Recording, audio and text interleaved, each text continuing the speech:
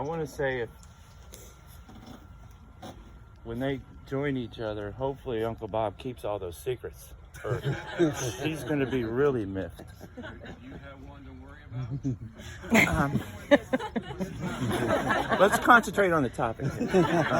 Sorry. No, I just have one short story.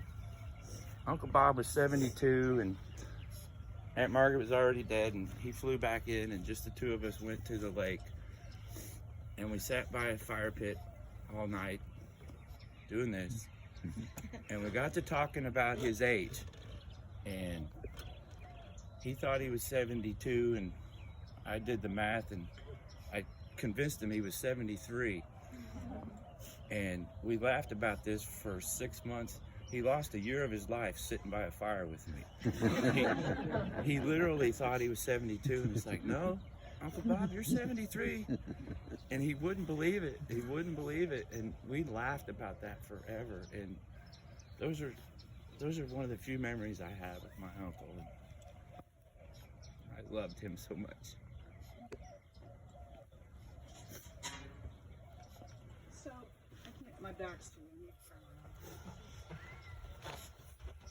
So, as my younger brother Bobby so articulately talked about the older years in his experience with Dad, I just want to say I'm Julie, I'm the sister, and Bob Morris walked into my life when I was 6 years old, and he had the biggest bag of popcorn that you would ever see, and he was dragging it.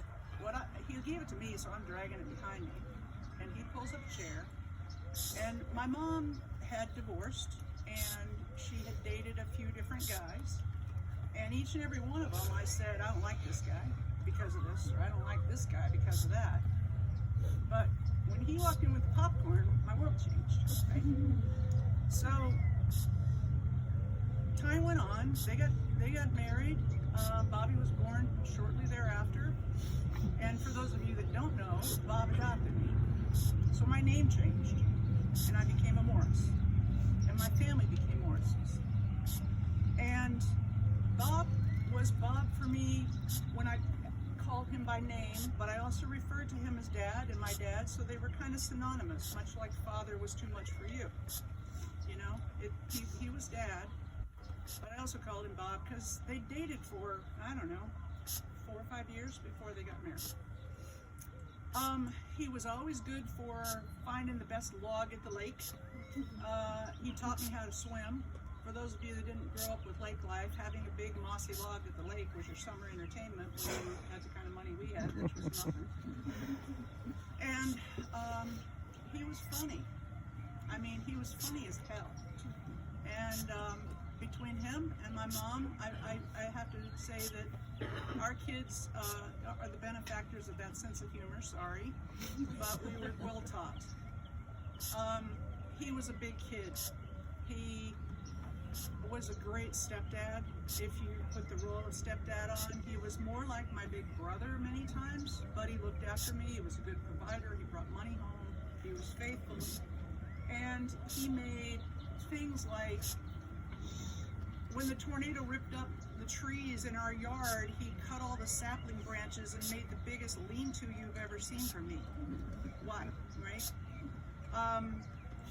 When we had a decent snowfall and we had a little bit of a ramping lawn thing that went from the ball field down to the next house, down to our house, he literally would get out and stomp it down with a saucer and spray it down with ice, water, so that it would last longer. That's the kind of stepdad that he was. He was an athlete. My mother wasn't. He taught me how to ride a bike. He took me to basketball. He taught me how to bowl. He put me up with this guy named Joe that was older than he was at the bowling alley at Sunset Bowl, and taught me how to throw a hook when I was 12 years old, and my bowling average went up 30 pins. And I was a decent bowler the rest of my life. Of course, last weekend I went bowling with Turner and his girlfriend Taylor. It was her birthday, and I tried really hard and didn't break 100 the first game, so some of that touch has gone.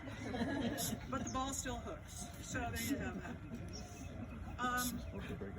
You know, when Mom got sick, and none of us could figure out what the heck was wrong with her. It was a neurological thing that was never diagnosed. We ruled out a lot of stuff, but never really ruled it in what it was. He was the best doter I've ever seen in my life. He was there every day, day in, day out, day in, day out. I mean, and this went on for months. He wasn't so good at understanding what the doctors were doing to her, so he drove me crazy when I'd call and say, what have they given her? You know, I don't know, they gave her some name, and I would be like, you know, but he was definitely there for her every step of the way. And, you know, after Mom died, he did have a new sense of freedom.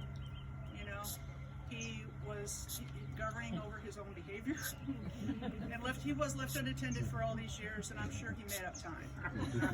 Because Mom was a force this big, but ruled the world. She was a force to be reckoned with. So, the very best things, I have nothing bad to say about this man. He was a good man. The very best thing I have to say is he's a great stepdad. And Mom was very concerned about that in remarrying to make sure that I would be looked after, and I was. And so I'm very grateful for him, and I just needed to say that.